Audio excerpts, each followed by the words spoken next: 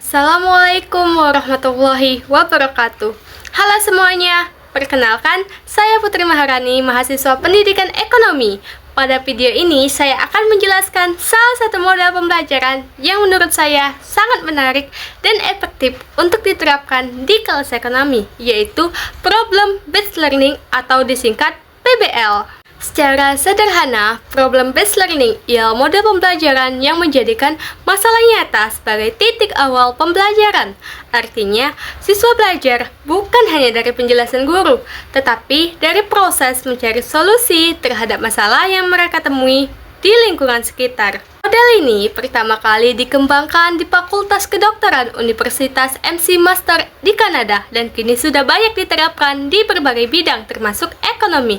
Karena dalam ekonomi sendiri banyak masalah konstekstual yang bisa dijadikan bahan pembelajaran seperti inflasi, kemiskinan, atau pengangguran.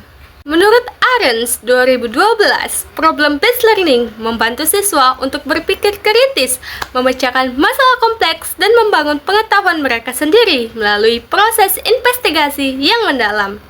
Dalam penerapannya, Problem Based Learning terdiri dari 5 tahapan utama yang saling berkaitan. Agar lebih mudah dipahami, saya akan jelaskan tahapan-tahapan tersebut disertai contoh penerapan nyata dalam pembelajaran ekonomi di sekolah. Nah, adapun tahapan pada model ini yaitu yang pertama ialah orientasi pada masalah. Di tahap ini, guru memulai pelajaran dengan menyajikan sebuah masalah ekonomi nyata. Misal, guru menampilkan data dari Badan Pusat Statistik tentang meningkatnya angka pengangguran di Indonesia.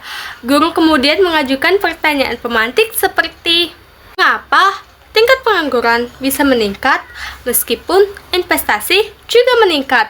Nah, pertanyaan seperti ini membuat siswa tertarik dan mulai berpikir kritis. Tahap kedua, mengorganisasikan siswa untuk belajar.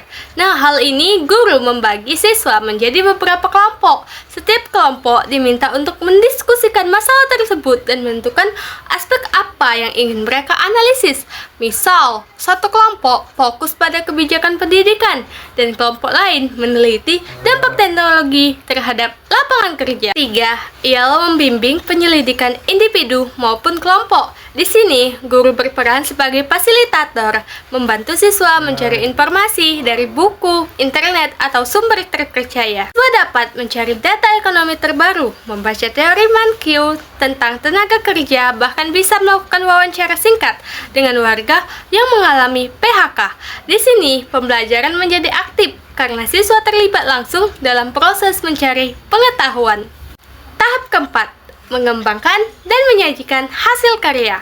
Setelah melakukan penyelidikan, setiap kelompok menyiapkan presentasi. Misal, kelompok pertama memaparkan solusi berupa peningkatan pelatihan vokasi untuk anak muda, sedangkan kelompok lain menyarankan kebijakan insentif pajak bagi perusahaan baru yang membuka lapangan kerja baru. Nah, pada tahap keempat ini, guru dan siswa lain dapat memberikan tanggapan serta masukan terhadap hasil karya tersebut. Dan tahap terakhir ialah menganalisis dan mengevaluasi proses pemecahan masalah. Guru dan siswa bersama-sama merefleksikan pembelajaran. Apa yang mereka pelajari dari masalah tersebut, apakah solusi yang mereka berikan realistis, dan bagaimana proses berpikir mereka berkembang selama kegiatan berlangsung. Dengan tahapan ini, siswa tak hanya belajar teori ekonomi, tetapi juga memahami bagaimana teori tersebut diterapkan dalam kehidupan nyata. Dari tahapan tadi, menurut saya, PBL ini memiliki banyak kelebihan. Yang pertama, model ini melatih siswa untuk berpikir kritis dan memecahkan masalah, yang merupakan keterampilan penting di abad 21. 2. Siswa menjadi lebih aktif dan termotivasi karena mereka belajar dari situasi yang nyata dan relevan. Dan yang ketiga, model ini mendorong mereka untuk bekerja sama dan berkomunikasi karena siswa mesti berdiskusi dan berbagi ide dalam kelompok. Namun, tentu saja model ini juga memiliki kekurangan.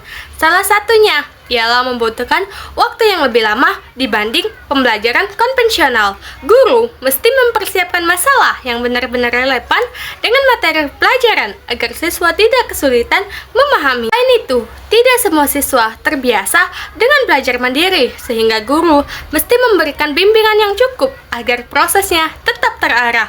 Walau begitu, menurut saya kekurangan tersebut bisa diatasi dengan perencanaan yang matang dan komunikasi yang baik antara guru dan siswa.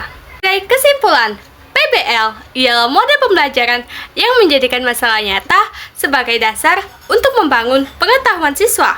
Melalui PBL, siswa belajar untuk berpikir kritis, berkolaborasi, dan mengaitkan teori dengan kenyataan.